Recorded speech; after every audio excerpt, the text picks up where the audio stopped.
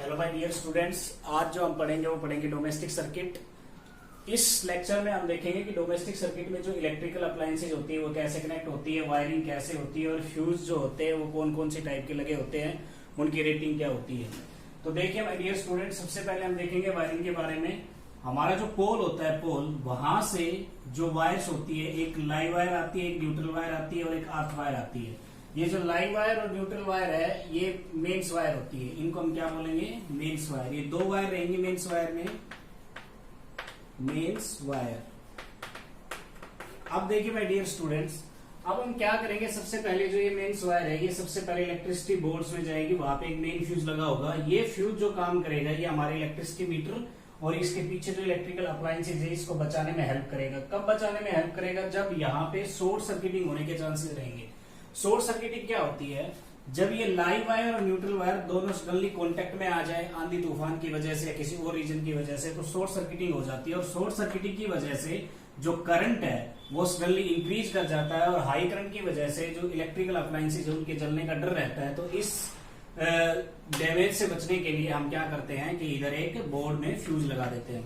अब ये देखिए, जो ये मेन्स वायर होती है, लाइव वायर और न्यूट्रल वायर्स, इनका कलर कोड क्या होता है। जो लाइव वायर होती है, जो ओल्ड रेटिंग थी, जो ओल्ड रेटिंग में हम क्या करते थे कि जो लाइव वायर होती थी वो रेड कलर होती थी। लाइव वायर का जो कलर होता था वो क्या होता था, रेड कलर। और जो हमारे पास न्यूट्रल वायर होती थी इसका जो कलर होता था वो होता था ब्लैक कलर। लेकिन अब हमारे पास क्या है कि जो नई रेटिंग्स आई है, न्यू रेटिंग्स के अंदर जो लाइव वायर का कलर होता है, इन न्यू रेटिंग्स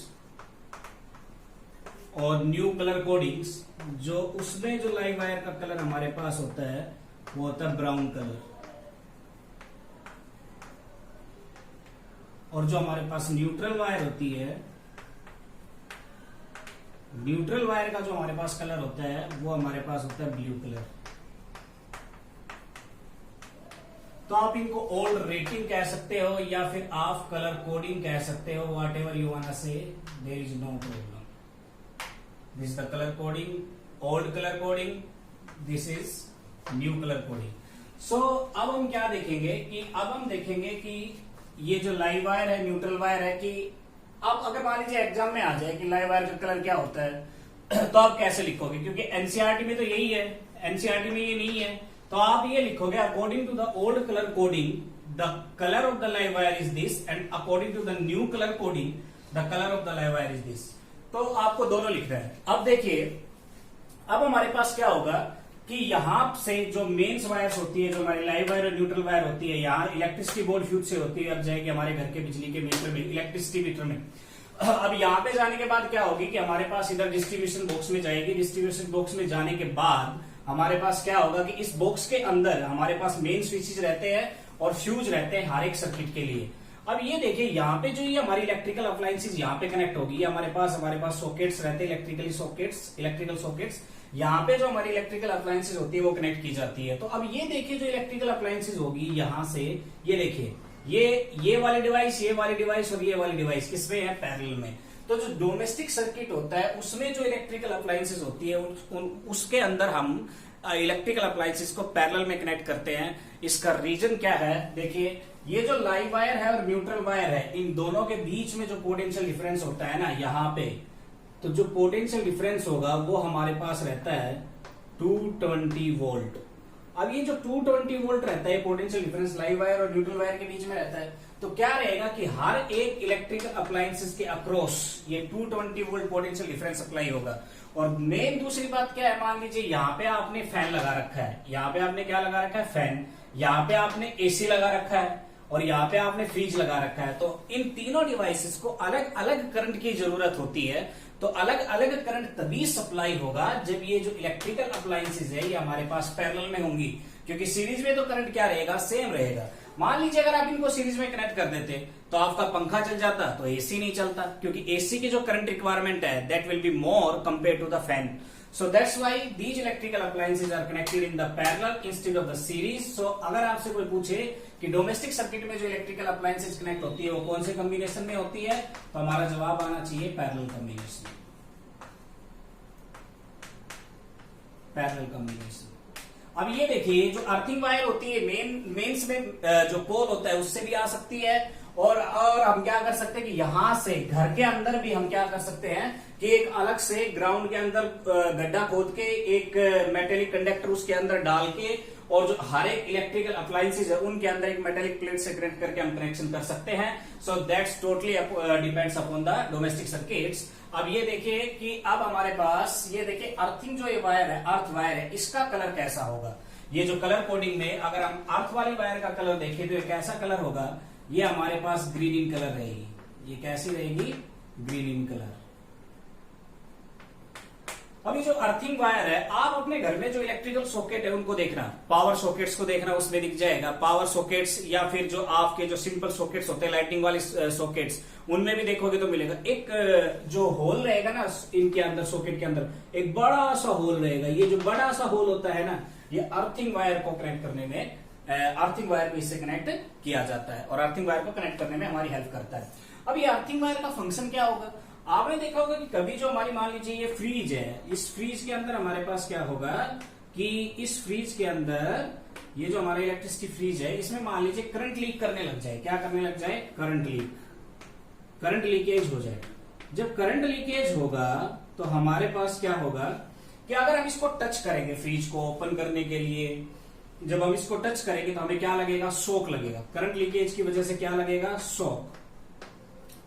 अब ये देखिए, अगर मान लीजिए हमने इसके अंदर एक मेटेलिक प्लेट थी, इसके अंदर सारे कनेक्शन उसके ऊपर लाके जो करंट लीकेज है उसके ऊपर एक्यूमुलेटेड हो जाएगा, वो बॉडी से कनेक्ट रहेगी तो बॉडी के अंदर करंट लीक रहेगा।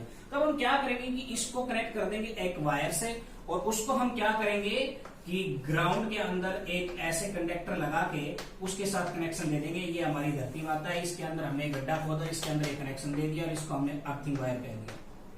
अर्थिंग वायर एक ये तरीका है अर्थिंग वायर कनेक्ट करने का। अब आप क्या करोगे कि इसके अंदर जो करंट लीक हुआ होगा इस बॉडी के अंदर, वो यहां से होता हुआ ग्राउंड में चला जाएगा। क्यों चला जाएगा, क्योंकि ग्राउंड का जो पोटेंशियल डिफरेंस होता है, जो पोटेंशियल होता है ग्राउंड का वो 0 वोल्ट होता है, और यहाँ पे पोटेंशियल कितना रहेगा, जितना इस सर्किट के अंदर है 220 वोल्ट। तो पोटेंशियल यहाँ पे हाई पोटेंशियल, यहाँ पे लो पोटेंशियल, तो जो लीकेज करंट है वो इधर डिवाइस से ग्राउंड के अंदर फ्लो कर जाएगा। तो ये जो लीकेज करंट है ये खत्म हो जाएगा, then you can touch as you want, और जो आपकी जो बॉडी है यू विल बी सेफ, आपकी बॉडी सुरक्षित रहेगी। तो ये हमारे पास अर्थिंग वायर का यूज है। अब आप सोच रहे होंगे कि सर हम इसको ऐसे कर सकते हैं, फिर इस सर्किट में ऐसे क्यों किया हुआ है। ये देखिए, ये जो जहां कहां कनेक्ट होगा, ये जाके पोल से जाके कनेक्ट होगा। जब पोल से जाके कनेक्ट होगा तो यहां से जो कनेक्शन है पोल को दे दिया, पोल भी किधर, पोल के साथ साथ एक जो वायर है वो ग्राउंड में जाएगी। तो ये ऐसे भी अर्थिंग वायर को कनेक्ट कर सकते हैं, और आप अपने घर में डिवाइसेस को ऐसे भी करना चाहो तो ऐसे भी कर सकते हो, अगर मेन सप्लाई से अर्थिंग वायर नहीं है तो अब देखिए प्यारे बच्चों, अब हम क्या करेंगे कि जो फ्यूज है, फ्यूज का सिलेक्शन कैसे करेंगे फ्यूज का। तो अब हमारे पास दो तरह के सर्किट होते हैं। कितने तरह के, दो तरह के सर्किट होते हैं भाई, जिसके अंदर हमें छोटी छोटी डिवाइसेस कनेक्ट करनी हो, जैसे कि पंखा है, मोबाइल फोन है, और फिर या हमें बड़ी बड़ी डिवाइसेस कनेक्ट करनी हो, जैसे कि मान लीजिए आपका ये है एसी है, आपका फ्रीज है, ये जो हाई पावर वाली। तो देखिए दो तरह के सर्किट होते हैं। एक तो हमारे पास होता है लाइटनिंग सर्किट, लाइटनिंग सर्किट। इस सर्किट के अंदर जो करंट की रिक्वायरमेंट होती है वो होती है 5 एम्पियर, हाउस के अंदर 5 एम्पियर। और एक हमारे पास होता है पावर सर्किट। पावर सर्किट के अंदर जो हमें करंट की रिक्वायरमेंट होती है वो होती है 15 एम्पियर। तो अब देखिए करंट रिक्वायरमेंट के हिसाब से हमें फ्यूज का सिलेक्शन करना पड़ेगा। अब मान लीजिए मैंने क्या किया कि 5 एम्पियर का फ्यूज इस पावर सर्किट वाले कनेक्शन में लगा दिया, तो क्या करेगा, उड़ जाएगा, खत्म हो जाएगा, तो फिर वो डिवाइस क्या होगी, जल जाएगी। और वैसे ही अगर मैंने 15 एम्पियर वाला इधर लगा दिया 5 एम्पियर वाले सर्किट में, तो फ्यूज जलेगा नहीं लेकिन डिवाइस जल जाएगी। तो दोनों इस, ना तो मैं 5 एम्पियर वाले को 15 एम्पियर वाले में लगा सकता, ना 15 एम्पियर वाले को मैं 5 एम्पियर में लगा सकता।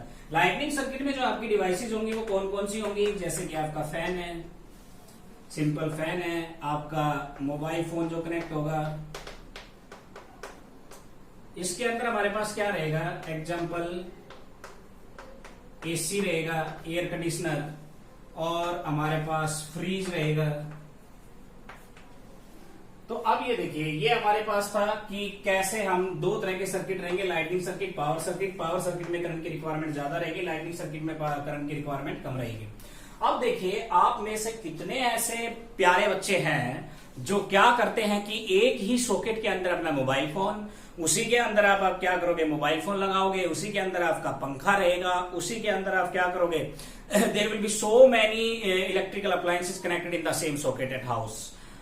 मेरे हिसाब से लगता है कि आप बहुत सारे जो ह्यूमन बींग्स होते हैं वो ऐसा करते हैं अपनी इजीनेस के लिए, एक ही बेड के ऊपर बैठ के सारी डिवाइसेस एक ही सॉकेट के अंदर। इस तरह से जो हम कनेक्ट करते हैं ना डिवाइसेस को, उसको बोलते हैं ओवरलोडिंग। उसको क्या बोलते हैं, ओवरलोडिंग। तो अब आप दो चीजें समझने की कोशिश कीजिए। एक हमारे पास है ओवरलोडिंग। ओवरलोडिंग में होता क्या है, ओवरलोडिंग में हमारे पास क्या करेगा, एक्सेस करंट फ्लो करेगा। क्या करेगा, excess current flow due to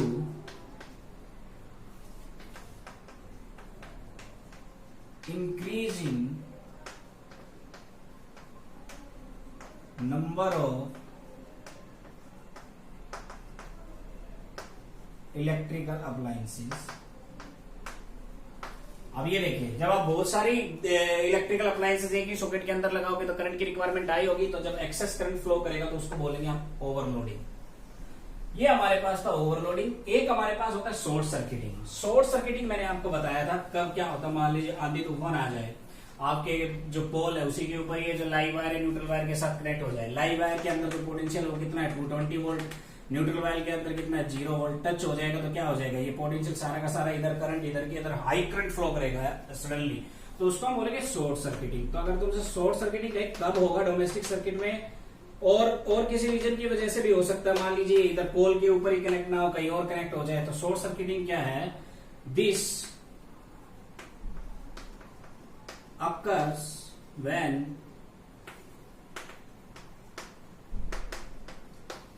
live wire and neutral wire comes in contact with each other।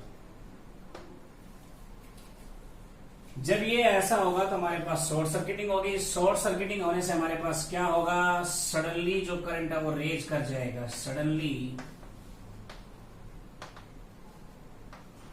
High amount of current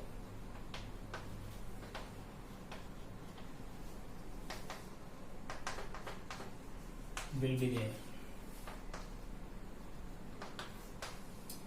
so my dear students, अगर आपसे पूछे आपको ओवरलोडिंग से कैसे बचा जाए, तो ओवरलोडिंग से बचने का तरीका है कि आप क्या करो, एक ही सॉकेट के अंदर इलेक्ट्रिकल अप्लायंसेस को कनेक्ट ना करो। Thank you my dear students.